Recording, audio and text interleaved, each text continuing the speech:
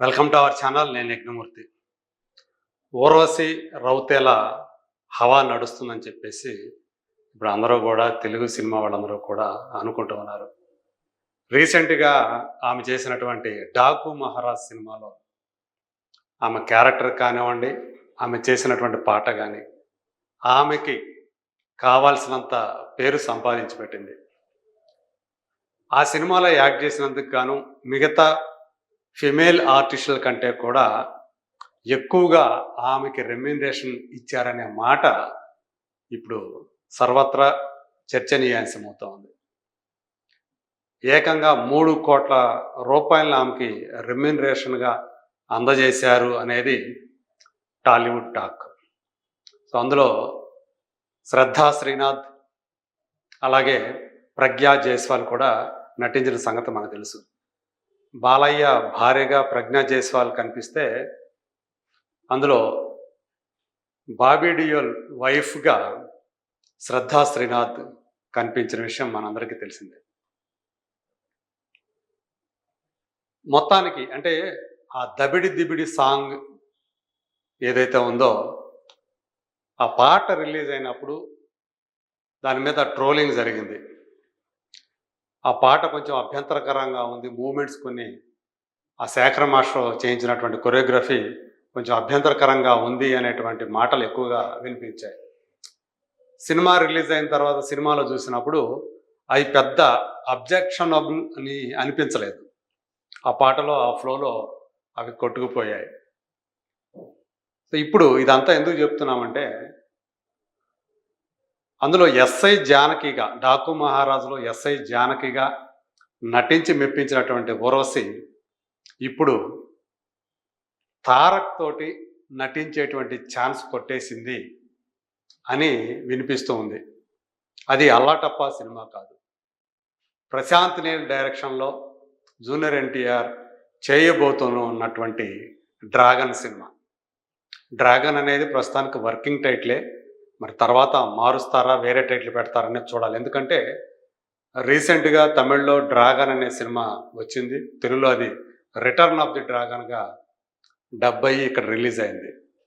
మరి ఈ పరిస్థితుల్లో ప్రశాంత్ నీల్ జూనియర్ ఎన్టీఆర్ సినిమాకి ఆ 'డ్రాగన్' టైటిల్ పెడతారా, లేకపోతే వేరే టైటిల్ పెడతారా అనేది వేచి చూడాల్సి ఉంది.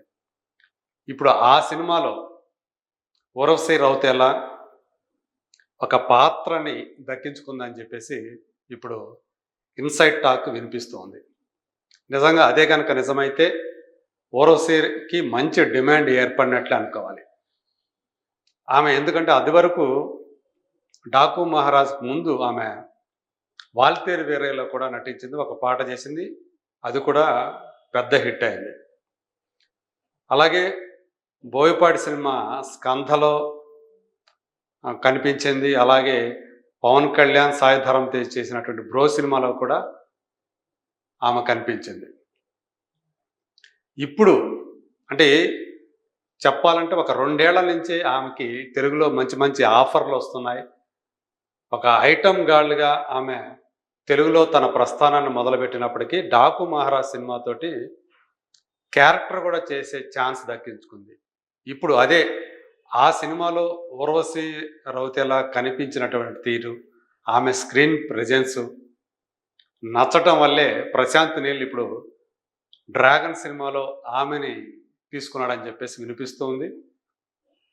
ఇందులో ఆ సినిమాలో ఆమె జూనియర్ ఎన్టీఆర్‌తో కలిసి ఆడి పాడుతుందా?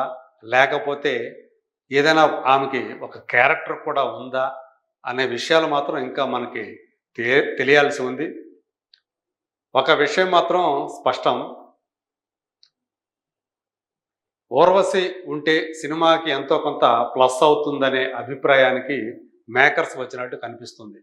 ఎందుకంటే ఆమె 'డాకు మహారాజ్' సినిమా చేసిన తర్వాత, ఆ సినిమా రిలీజ్ అయిన తర్వాత ఆ 'దబిడి దిబిడి' సాంగ్‌కి వచ్చినటువంటి, సినిమా రిలీజ్ కాకముందే 'దబిడి దిబిడి' సాంగ్‌కి వచ్చినటువంటి ఆ ట్రోలింగ్ కానివ్వండి, ఆ మీమ్స్‌ని కానీ ఆమె చాలా పాజిటివ్‌గా తీసుకొని తన సోషల్ మీడియా హ్యాండిల్‌లో ఆ మీమ్స్‌ను కూడా, ట్రోలింగ్ మీమ్స్‌ను కూడా ఆమె షేర్ చేసుకుంది. అంటే దాని అర్థం తెలియక అవి ట్రోలింగ్ అనే విషయం ఆమెకి తెలియక షేర్ చేసుకుంది. ఆ రకంగా కూడా ఆ పాటకి ఆమె ఒక నెగిటివ్ ప్రచారం అయినా కానీ సినిమాకి అది ప్లస్ అయిందనే వినిపిస్తుంది.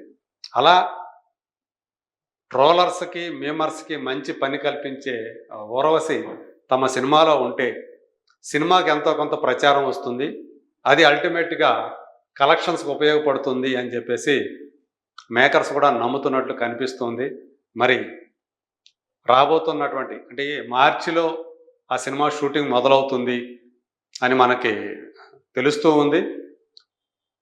తారక్ కూడా అంటే తారక్ మార్చిలోకి వస్తాడు. ఇప్పటికే యాక్చువల్‌గా రామోజీ ఫిల్మ్ సిటీలో వేసినటువంటి ఒక సెట్‌లో భారీ సెట్‌లో వేరే ఆర్టిస్టులతోటి దాదాపు 1500 మంది ఆర్టిస్టులతోటి తను ఫస్ట్ షెడ్యూల్‌ని స్టార్ట్ చేసేసాడు ప్రశాంత్ నీల్. దానికి చాలా అంటే పవర్‌ఫుల్ రోలు, అలాగే చాలా వైలెంట్ రోల్‌లో జూనియర్ ఎన్టీఆర్ కనిపించబోతున్నాడనేది మనకి సమాచారం అందుతూ ఉంది. ఒక విధ్వంసం, డిస్ట్రక్షన్ టెరిటరీలో ఆ షూటింగ్ అనేది జరుగుతుంది. అంటే లొకేషన్ అనేది అలా ఉంటుంది సినిమాలో. మరి దాంట్లోకి మార్చిలో జూనియర్ ఎన్టీఆర్ ఎంట్రీ ఇవ్వనున్నట్టు సమాచారం. ఈ లోపల తను దేవరకి సంబంధించి జపనీస్ భాషలో దేవర రిలీజ్ కాబోతుంది. దానికి సంబంధించినటువంటి ప్రమోషన్స్‌లో పాల్గొనేందుకు జపాన్ వెళ్ళడానికి కూడా జూనియర్ ఎన్టీఆర్ సిద్ధమవుతూ ఉన్నాడు. మార్చి 22న 22వ తేదీ అక్కడికి వెళ్తున్నాడు. ఎందుకంటే మార్చి 28వ తేదీ జపనీస్ భాషలో దేవర రిలీజ్ కాబోతోంది. మరి దానికి ముందే తను షెడ్యూల్లో అంటే షూటింగ్లోకి వస్తాడా, లేకపోతే అక్కడి నుంచి వచ్చిన తర్వాత షూటింగ్లోకి పాల్గొంటాడా అనేది ఒక క్లారిటీ రావాల్సి ఉంది. సో మొత్తానికి తనైతే మార్చిలో ఆ షెడ్యూల్ అంటే సెకండ్ షెడ్యూల్ మార్చి నుంచి మొదలవుతుంది. అప్పటి నుంచి తను షూటింగ్లోకి వస్తాడు. మరి ఊర్వశి ఎప్పుడు షూటింగ్లోకి వస్తుంది, ఏంటి ఆమె క్యారెక్టర్ అనేది మనం తెలుసుకొని అప్డేట్ ఇద్దాం. సో అప్పటి వరకు కూడా దీనికోసం ఈ అప్డేట్ కోసం ఎదురు చూస్తున్నాను.